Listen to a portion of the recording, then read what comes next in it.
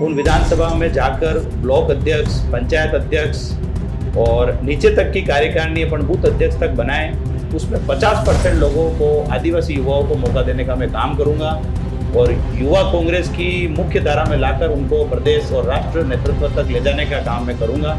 ऐसा नहीं है कि कांग्रेस में युवाओं की कमी है, कांग्रेस में बीजेपी से ज़्यादा युवाओं को मौका मिलता है। आज यूथ कांग्रेस का प्रदेश अध्यक्ष बनना और एनएसयूआई का प्रदेश अध्यक्ष बनना मतलब सीधे तौर पे उनको उनकी विधानसभा से टिकट मिलती है। आप मुझे बता दो कि कौन सा युवा मोर्चा का प्रदेश अध्यक्ष है या कौन सा युवा मोर्चा का जिला अध्यक्ष है, उसको जिला परिषद की टिकट भी मिलेगी, विधानसभा तो बहुत दूर की बात है। तो ये युवाओं का यूज़ करके उन युवाओं के साथ कुठाराघात करते हैं और उनको उस जाजम पे बैठने का काम नहीं करते हैं। इसलिए आप युवा मोर्चा और बीजेपी के अंदर देख लीजिए, युवा काम जरूर कर रहा है पर जहाँ मौका आता है तब उनको काट दिया जाता है। साथियों, आपसे निवेदन है कि संघर्ष के भाई को आप अपना सहयोग समर्थन करें और जो मेरा बैलेट है 4 नंबर पे उस पर मतदान करें।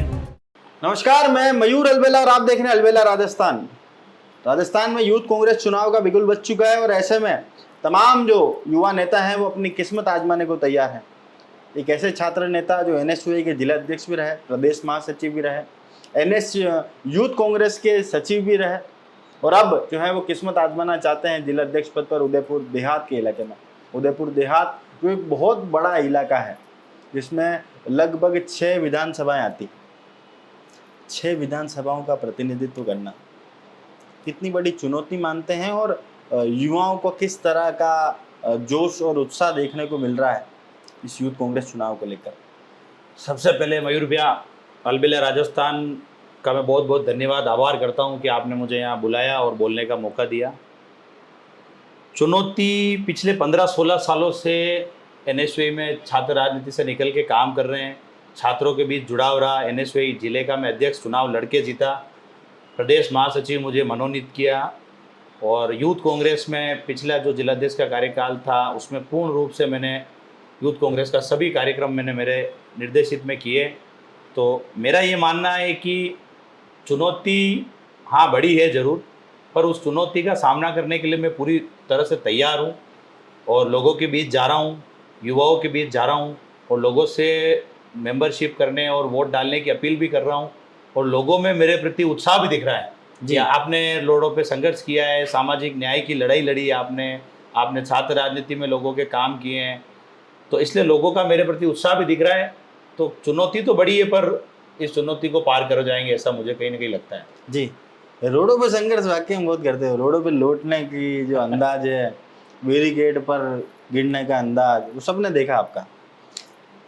उदयपुर शहर में हर्षवर्धन जी जिलाध्यक्ष जब थे पिछले कार्यकाल में, तब पूरा जो कार्यभार था वो आप ही ने संभाला था। चुनाव संयोजक के रूप में महत्वपूर्ण भूमिका रही और उसके बाद तमाम प्रदेश के जो बड़े नेता जब भी आते थे तो यशवंत जी हमेशा हर मौके पर उनके साथ दिखते थे। एक ऐसा इलाका जो ये कह सकते हैं कि आदिवासी बहुल्य इलाका है, जहाँ भाजपा के साथ साथ एक दूसरा जो और विकल्प है बाप पार्टी, उसका भी एक गहरा प्रभाव है वहाँ के युवाओं में।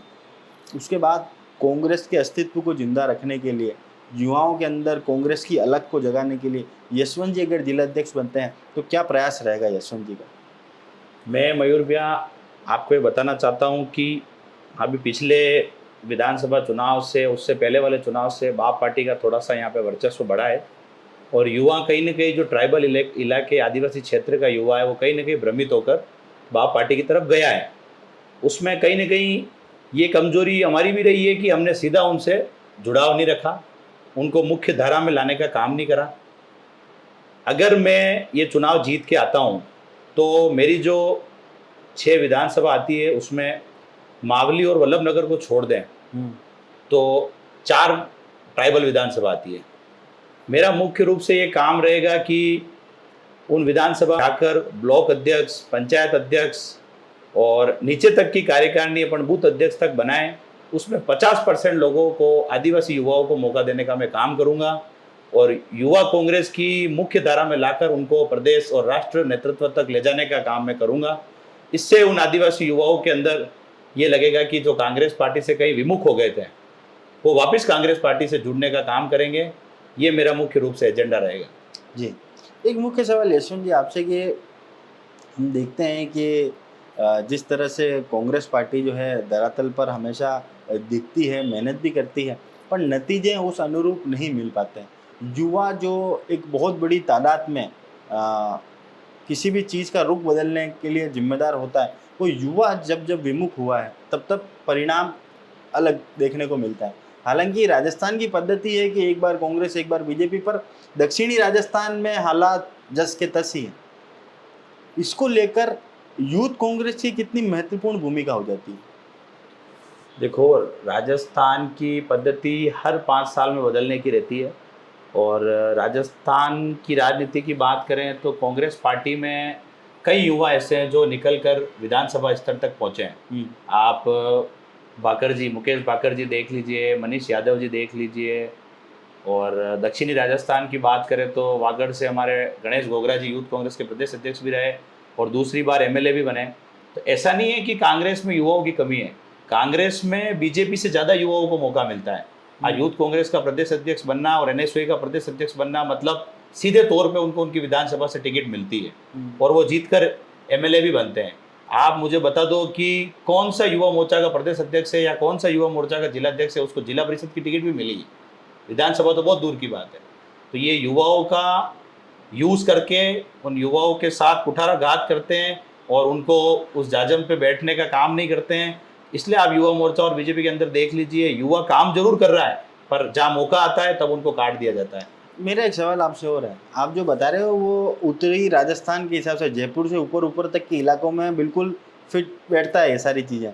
हमने बहुत एग्जाम्पल देखे हैं, अभिमन्यु पुनिया उसके एग्जाम्पल हैं, आपके अनिल चोपड़ा उसके एग्जाम्पल हैं, आपके मुकेश जी बाकर उसके एग्जाम्पल हैं, मनीष जी यादव उसके एग्जाम्पल हैं, बहुत सारे युवा, आपके निर्मल चौधरी उसके एग्जाम्पल हैं।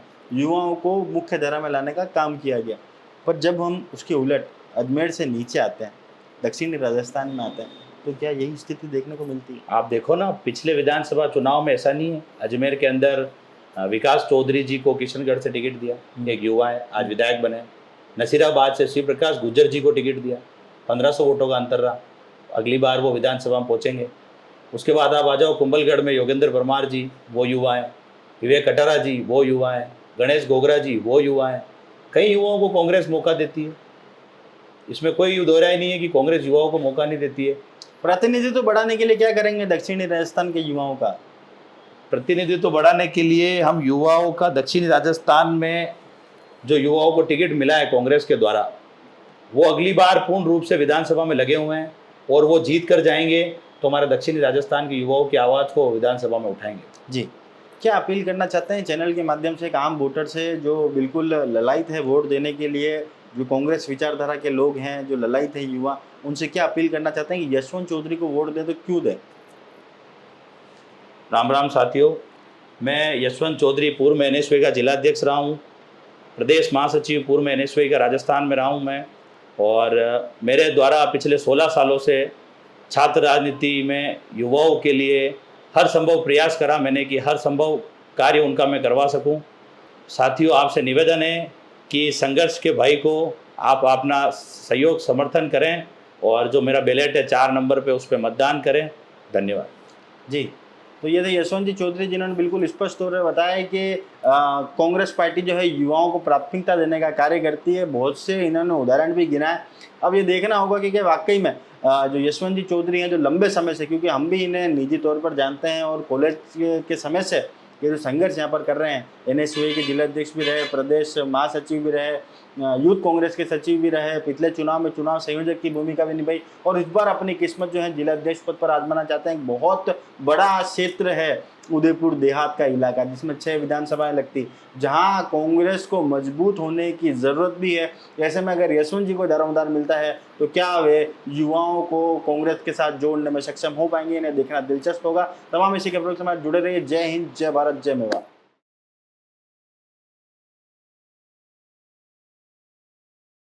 रेस्टोरेंट जाते ही वही पुरानी कहानी, मेन्यू लंबा लेकिन दिल की पसंद अधूरी। किसी को पनीर चाहिए, किसी को मलाई कोफ्ता, तो कोई दाल तड़का पर अड़ा रहता है और आखिर में समझौता सबको करना पड़ता है। अब नहीं, होटल देवदर्शन लेकर आया है ऐसा ऑफर जो हर टेबल पर खुशियाँ परोस देगा। सिर्फ 499 में अनलिमिटेड खाना, जो मन करे जितनी बार मन करे बस ऑर्डर करते जाइए। पनीर भी, मलाई कोफ्ता भी, दाल तड़का भी और भी ढेर सारी वैरायटी। हर प्लेट में फुल स्वाद, हर बाइट में मजा। अब ना कोई बहस ना कोई समझौता, बस खाइए, खिलाइए और दिल खोल कर मजे उठाइए। होटल देवदर्शन सूरजपुर आज ही पहुंचिए, क्योंकि स्वाद इंतजार नहीं करता।